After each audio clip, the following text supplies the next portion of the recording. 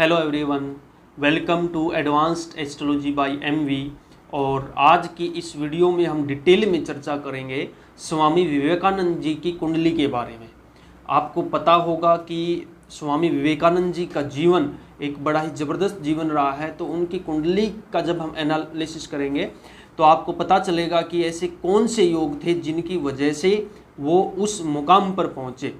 ठीक है, हम आपको पता होगा कि जो स्वामी विवेकानंद जी है वो सुपर इंटेलिजेंट थे बचपन से ही। ठीक है, उनके अंदर बोलने की कला बहुत एक ज़बरदस्त कला थी, एक्स्ट्रा ऑर्डिनरी स्पीकर थे वो। ठीक है, उसके साथ साथ उन्होंने कभी शादी नहीं की, उनकी शादी नहीं हुई। ठीक है, तो नो मैरिज कॉम्बिनेशन के ऊपर भी हम बात करेंगे। उसके बाद मॉडर्न योगी एंड संन्यास योग, तो एक तरीके से उन्होंने सन्यासी का ही जीवन बिताया। ठीक है, तो वो सारी चीज़ें आज हम डिस्कस करने वाले हैं इस वीडियो में, तो आखिर तक बने रहिएगा। आप बहुत कुछ सीखोगे आज इस वीडियो से। आप ये समझोगे कि कुंडली में योग कैसे देखे जाते हैं। कभी भी कोई भी योग या फिर हमारा जो जीवन में कोई भी इंसिडेंट होता है किसी एक प्लेनेट या एक हाउस से नहीं होता। जो बड़े इवेंट है, जो बड़े फैसले इंसान लेता है, उसके अंदर कम से कम 3-4 प्लेनेट होते हैं और 3-4 हाउस तो मिनिमम इंक्लूडेड होते ही हैं। ठीक है, तो विदाउट एनी डिले चलिए स्टार्ट करते हैं इस वीडियो को और सीखते हैं स्वामी विवेकानंद जी से और उनकी कुंडली से। ठीक है, तो देखते हैं उनकी कुंडली। तो ये आपके सामने उनका बर्थ चार्ट है, उनकी कुंडली है। ठीक है, तो सबसे पहले हम बात कर लेते हैं कि सुपर इंटेलिजेंट फ्रॉम चाइल्डहुड, कि वो बचपन से ही बहुत ज़्यादा शार्प माइंडेड थे। ठीक है, लर्निंग पावर बहुत ज़्यादा थी। ठीक है, और बहुत ज़्यादा क्यूरियस इंसान थे, और जब वो पढ़ने बैठते थे तो उनके अंदर कंसंट्रेशन पावर बड़ी ज़बरदस्त थी। आपको पता होगा एक इंसिडेंट उनके साथ हुआ कि वो बाहर अपने घर में बैठकर गली के बाहर वो पढ़ रहे थे, घर के बाहर गली में बैठकर वो पढ़ रहे थे। ठीक है, तो तभी वहाँ से एक बारात गुजरती है, बारात गुजर जाती है, पीछे बारातियों में एक आदमी पीछे रह जाता है। तो जब वो आदमी आता है तो वो स्वामी विवेकानंद जी से पूछता है कि यहाँ से अभी एक बारात गई है, तो क्या आप बता सकते हो वो किस तरफ गई है। तो स्वामी विवेकानंद जी कहते हैं कि कौन सी बारात, मैंने तो यहाँ पे कोई बारात नहीं देखी, मेरा ध्यान तो सारा पढ़ाई में था। ठीक है, तो मतलब इतना डूब जाते थे वो पढ़ाई में, इतना इंटेलिजेंट था उनका माइंड, या फिर इतनी स्ट्रॉन्ग कंसंट्रेशन पावर थी कि साथ में से अगर बारात भी गुजर जाती थी तो उनको ध्यान नहीं रहता था कि क्या हो रहा है क्या नहीं। ठीक है, तो ऐसी इंटेलिजेंस कहाँ से मिलती है। देखिए, हमारी जो बुद्धि होती है ना, जो लर्निंग पावर होती है, वो तो हम मरकरी से देखते हैं, नो डाउट। आपको पता होगा जो बुध होता है हमारा, जो मरकरी, उससे देखा जाता है हमारी लर्निंग एबिलिटी। ठीक है, लेकिन इंटेलिजेंट पावर जब हम बात करते हैं, इंटेलिजेंसी की जब हम बात करते हैं, तो उसके अंदर मार्स और राहु का एलिमेंट जरूर आता है। जब एक्स्ट्रा ऑर्डिनरी जब इंटेलिजेंट बनता है इंसान, तो मरकरी का तो साथ चाहिए ही चाहिए, नो डाउट। मैं ये नहीं बोल रहा कि मरकरी इम्पोर्टेंट नहीं है, मरकरी इम्पोर्टेंट है इंटेलिजेंस के लिए, लर्निंग के लिए, उन सब के लिए। लेकिन उसके साथ साथ मार्स, मंगल, लॉजिकल कैलकुलेशन, आप जितने भी इंजीनियर्स का चार्ट देखोगे, लॉयर्स का चार्ट देखोगे, उसमें मार्स बहुत ज़्यादा इंपॉर्टेंट होता है। ठीक है, और उसके साथ साथ अगर राहु का एलिमेंट ऐड हो जाता है तो वो सुपर इंटेलिजेंट बना देता है इंसान को। राहु प्लस मून वाला इंसान भी याद रखने में, चीज़ों को याद रखने में बहुत ज़्यादा शार्प माइंडेड होता है। ठीक है, लेकिन चंद्र प्लस राहु थोड़ा सा ओवर थिंकिंग भी दे देता है, वो उसका थोड़ा सा नेगेटिव एस्पेक्ट हो जाता है। लेकिन मार्स प्लस राहु बहुत ज़्यादा, अगर इसका कुछ कॉम्बिनेशन मार्स और राहु का 5th हाउस के साथ या लगन के साथ कुछ बन जाए कनेक्शन, तो और ज़्यादा अच्छा रिजल्ट देता है मार्स प्लस राहु। तो जब आप स्वामी विवेकानंद जी की कुंडली देखोगे तो यहाँ पे देखिए, जो मंगल है 5th हाउस में स्वग्रही होकर बैठा है, अपने खुद के घर में है मंगल। ठीक है, दूसरी चीज, जो मंगल है वो 8वीं दृष्टि से राहु को देख रहा है। मंगल की 3 दृष्टियां होती है ना, आपको पता होगा मंगल की 3 दृष्टियां होती है, 4, 7, 8। ठीक है, तो जो मंगल है वो 8वीं दृष्टि से अगर कोई लर्नर है तो मैं यहाँ लिख के बता देता हूँ। 8वीं दृष्टि से राहु को देख रहा है, तो यहाँ पे कनेक्शन बन गया राहु का और मंगल का, और यहाँ पे एक कनेक्शन और बन रहा है, एक टाइप की कॉम्बिनेशन और है यहाँ पे। देखिए मंगल किसकी राशि में बैठा है, मंगल की ही राशि में बैठा है, और राहु भी किसकी राशि में बैठा है, राहु भी मंगल की ही राशि में बैठा है। राहु देखिए स्कॉर्पियो साइन में है, ठीक है, तो राहु भी मंगल की राशि में है, मंगल भी मंगल की राशि में है, तो यहाँ से भी इनका कनेक्शन बन रहा है। दो टाइप का कनेक्शन हो गया, एक तो मंगल 8वीं दृष्टि से राहु को देख रहा है, दूसरा राहु और मंगल दोनों एक ही प्लेनेट की राशि में बैठे हैं।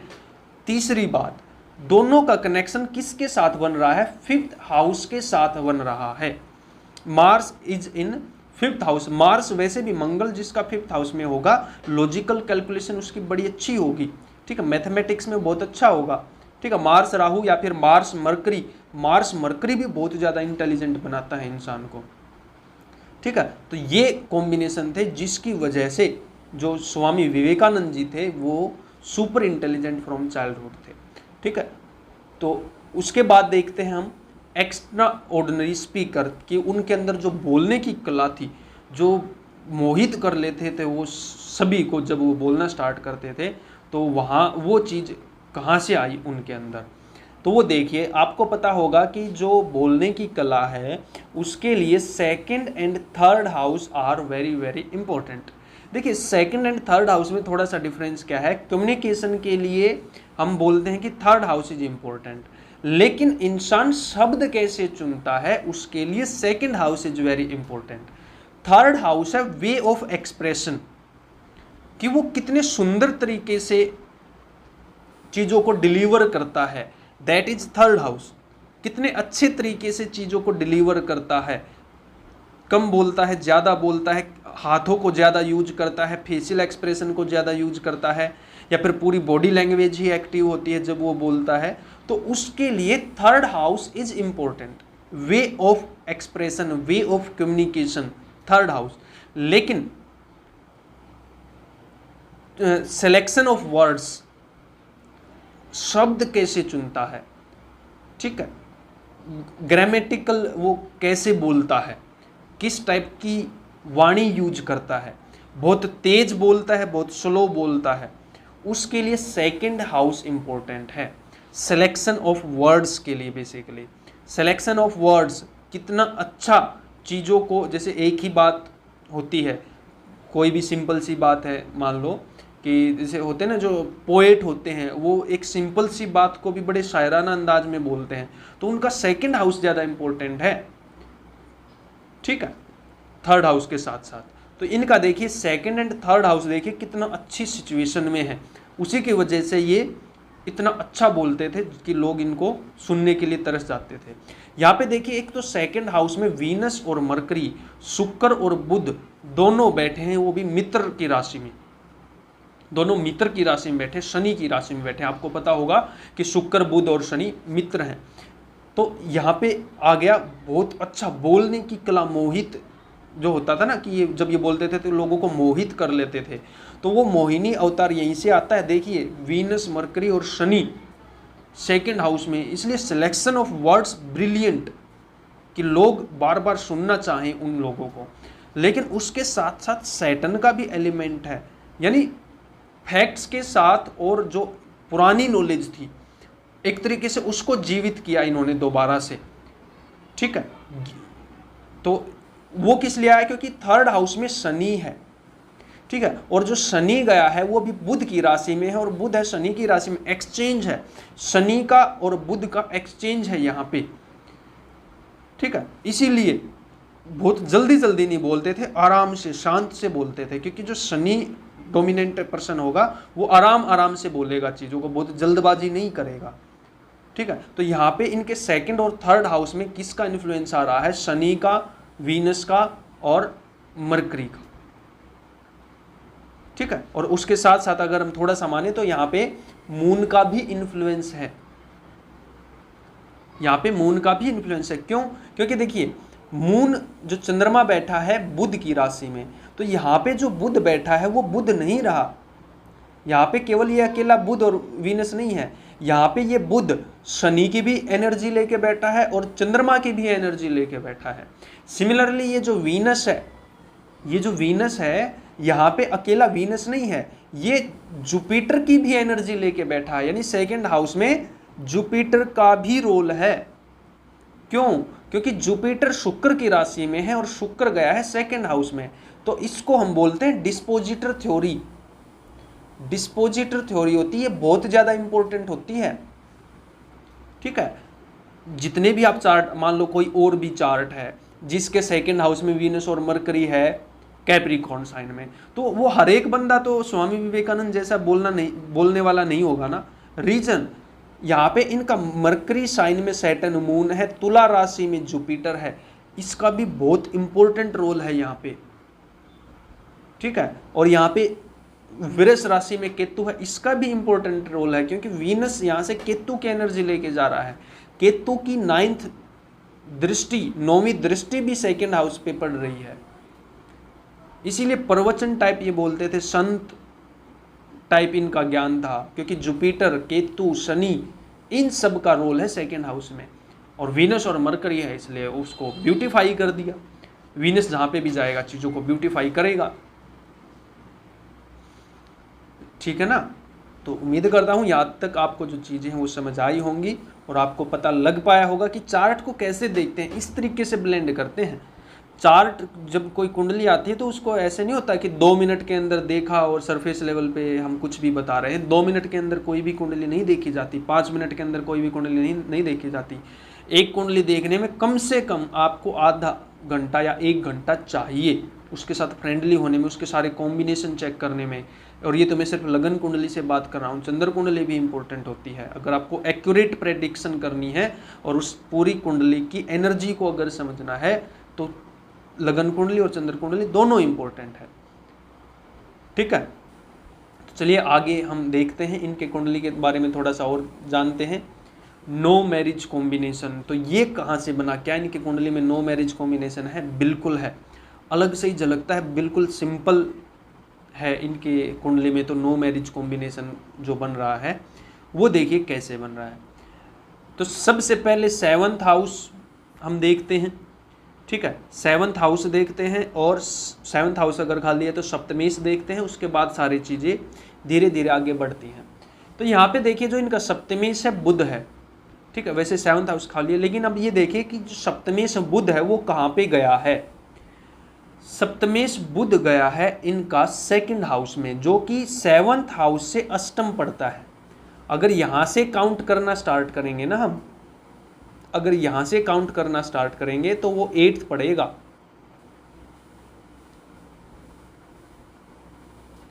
ये देखिए,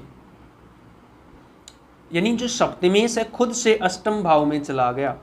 तो ऐसा देखा गया है, मैक्सिमम ऑफ टाइम ऐसा होता है कि जब भी सप्तमेश सेकंड हाउस में होगा, सप्तमेश खुद से 8th हाउस में होगा, तो चांसेस बन जाते हैं शादी में प्रॉब्लम के।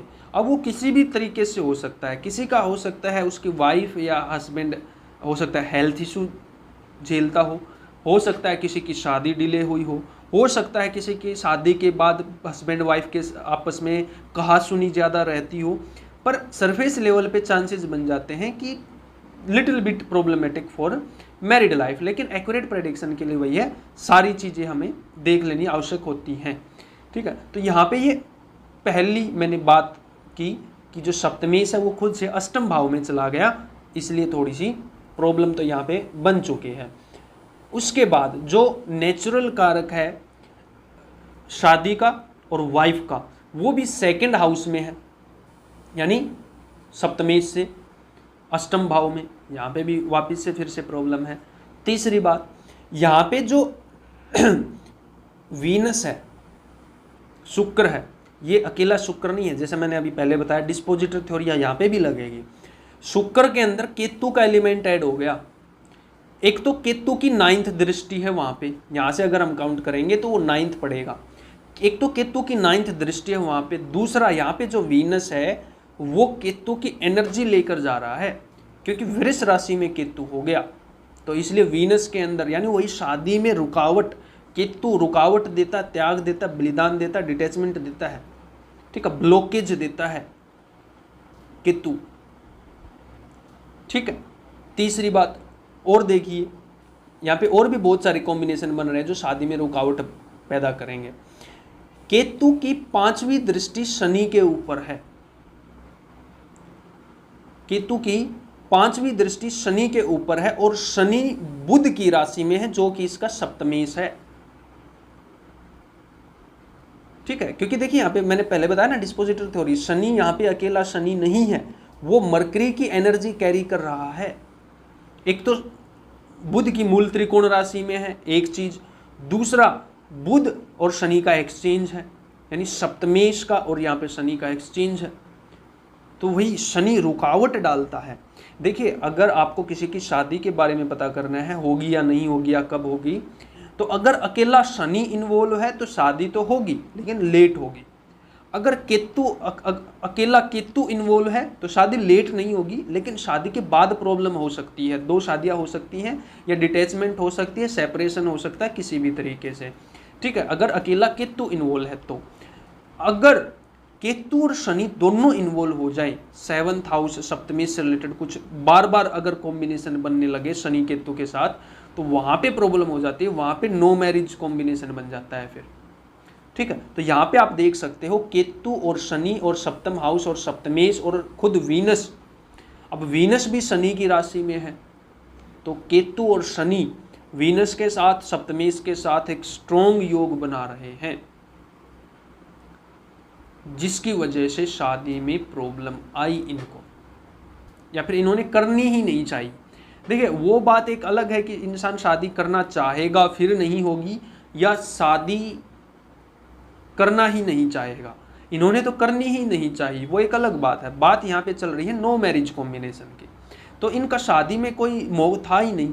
एक बार की बात है जब ये शिकागो में गए थे तो वहीं पे एक जो अंग्रेज महिला थी, उन्होंने इनको बोला कि मैं आपसे शादी करना चाहती हूँ ताकि मेरा आपके जैसा ही बेटा हो। तो इन्होंने बोला कि अगर आपको मेरे जैसा बेटा चाहिए तो उसके लिए शादी करने की क्या ज़रूरत है, क्योंकि अगर शादी करोगे तो उसमें तो फिर प्रोबेबिलिटी ये भी हो जाती है कि क्या पता मेरे जैसा कंप्लीट ना भी हो। ठीक है, क्या पता आपके गुण उसमें ज़्यादा आ जाए। तो अगर आपको बिल्कुल मेरे जैसा ही बेटा चाहिए तो शादी मत कीजिए मेरे से, मेरे को ही बेटा मान लीजिए, इससे मेरे को माँ मिल जाएगी और आपको मेरे जैसा बेटा मिल जाएगा।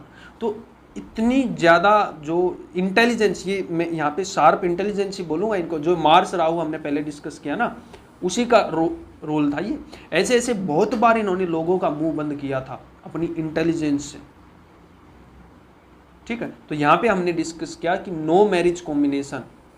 ठीक है, और यहाँ पे तो मैं नक्षत्र को ऐड नहीं कर रहा, क्योंकि उसकी नक्षत्र को भी अगर ऐड करेंगे तो एक तो जो मैक्सिमम व्यूअर्स हैं उनको शायद समझ ना आए। यहाँ पर मैं बस आपको बेसिक आइडिया दे रहा हूँ कि चार्ट को कैसे पढ़ते हैं, रीड एक पूरी एनर्जी को कैसे ब्लेंड किया जाता है। जल्दबाजी नहीं करनी चाहिए, पूरे चार्ट के साथ फैमिलियर बनो सबसे पहले, तो उसके बाद जाके हम कुछ भी ब्लेंड कर पाते हैं। ठीक है, तो ये था नो मैरिज कॉम्बिनेशन। ठीक है, उसके बाद देख लेते हैं लास्ट बट नॉट लीस्ट सबसे important part, modern Yogi and संन्यास योग। मॉडर्न योगी यानी मॉडर्न योगी या फिर कर्म योगी भी हम इनको बोल सकते हैं। कर्म योगी, ये कर्म के सिद्धांत पे चलने वाले थे, कर्म योगी थे। ठीक है, कर्म योगी आपको पता होगा ना, जो इंसान कर्म करता है लेकिन फल की इच्छा नहीं रखता। तो आपको पता होगा कि इन्होंने जितने भी थॉट्स दिए उनमें यही बात बोलते थे कि उठो जागो और तब तक चलते रहो जब तक आपको मंजिल ना मिल जाए, दौड़ नहीं सकते तो चलो, चल नहीं सकते तो रेंगो लेकिन रुको मत। इस टाइप से जो भी इनके जितने भी इनके थॉट्स रहे इसी टाइप के रहे हैं कि जिसमें इन्होंने कर्म को करने की बात की है। ठीक है, मेहनती इंसान है, एम्बिशियस इंसान है, तो वो कहाँ से देखेंगे, वो सबसे इम्पोर्टेंट उसके लिए हमारा होता है लगन लॉर्ड और लगन। First house and Lord of first house, ये सबसे ज्यादा इंपॉर्टेंट होते हैं। यहीं से इंसान के अंदर कैरेक्टर डेवलप होता है। फर्स्ट हाउस में जो प्लेनेट बैठे हैं वो, और फर्स्ट हाउस का मालिक कहाँ पे गया है वो सबसे ज़्यादा इंपॉर्टेंट होता है। तो यहाँ पे देखिए इनके फर्स्ट हाउस में कौन है, सूर्य बैठे हैं, वो भी धनु राशि में। ठीक है, अब आपको पता होगा जुपिटर और सूर्य आपस में फ्रेंड है, जुपिटर और सूर्य आपस में फ्रेंड है, तो इसी वजह से सूर्य बहुत ही अच्छी पोजीशन में है यहाँ पे।